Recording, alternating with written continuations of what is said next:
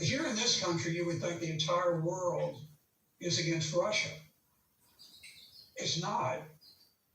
In fact, there are major countries of the world that lean towards Russia in this war, starting with China, but then Brazil. You've got South Africa, Saudi Arabia, a wide array of countries, tremendous India, tremendously supportive of Russia. And so the idea that somehow we have this enormously just cause, it doesn't strike a great deal of the world that it is just. And much of the world does not accept the latest propaganda about war crimes. This thing about Bucha, that's probably the most prominent of all the war crimes discussions. And what was Bucha? There was a film taken of a vehicle driving down the road in Bucha, which had been recaptured from the Russians. And every 100 feet or so, there was some person with his hands zip tied behind his back, and he'd been killed. This was discovered, it was not announced until 4 days after the Ukrainians had retaken Bucha. Now, we knew almost nothing about it. We actually didn't even have proof that people had been killed, but assuming they had, we didn't know where they had been killed. We did not know who they were. We did not know who killed them. We did not know why they were killed. No one could provide an adequate motive for the Russians to have killed them. The Russians held Bucha for a month. If they were going to kill them, why didn't they kill them during that month? And if you were going to slaughter a bunch of people, wouldn't they all be in one place, and wouldn't you gun them all down there? Why would they be distributed along a roadside, a mile along the way? It makes no sense. What we do know is that 4 days after, the mayor of Bucha joyously announced that the city was liberated. 4 days after, the Ukrainian army had moved in, and their special, their propaganda arm of the Ukrainian military were there. All of a sudden, there were these dead people on the road. How come they weren't there when the Russians were there? How come they only appeared after the Russians were gone? If I were looking at it as simply a standard criminal case, and I was talking to Criminal Investigation Division or the FBI or military police or something, I'd say, okay, the first thing, let's take a look at the Ukrainians.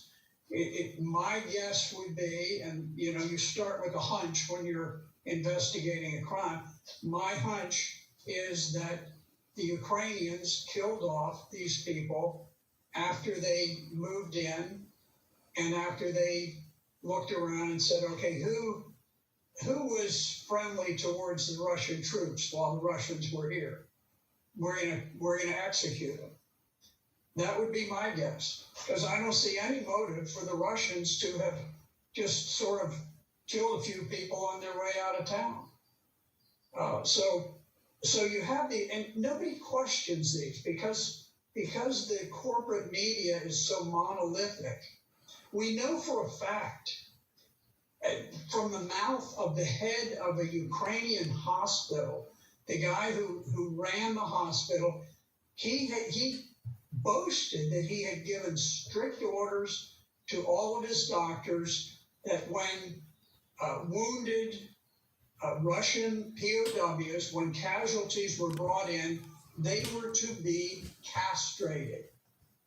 Now, this is a horrific war crime admitted from the mouth of the hospital administrator, and the Ukrainian government said, we'll look into that, like it's no big thing.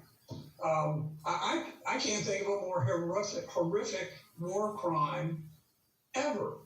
Where did you hear about it? On ABC and MSNBC and CNN and Fox News? Not a whisper. And yet the proof is undeniable. We had another clip where there was a POW gathering point where the Ukrainians would bring POWs to a central point for processing. And this is about a 7-minute video, and the Ukrainian soldiers simply gunned them all down. And they had probably 30 of these wounded Russian soldiers lying on the ground, some of them clearly dying from their wounds.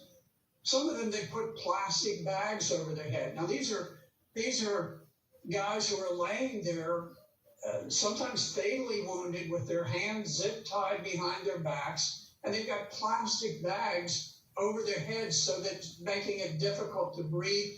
And because they can't raise their hands, they can't take the bags off so that they can breathe. And then at the end of the video, the Ukrainians bring in a van, and there are 3 unwounded Russian POWs, and without the slightest thought or hesitation, as the 3 come off and their hands are bound behind their backs, they gun down 2 of them right on camera, and they fall over, and the 3rd one gets on his knees and begs that they won't hurt him, and then they gun him down. And these are crimes, and these were not refuted by the Russian or by the Ukrainian government, but you'd never even know that they occurred. Often you hear it said, well, the Russians have, they've destroyed this or destroyed that. Well, I got to tell you, you go back to the wars that we fought when we invaded Iraq, the shock and awe. We destroyed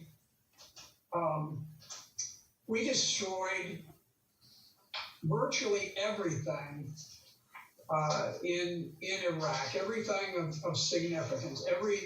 We bombed military and civilian targets without much discrimination. The coalition flew 100,000 sorties in 42 days.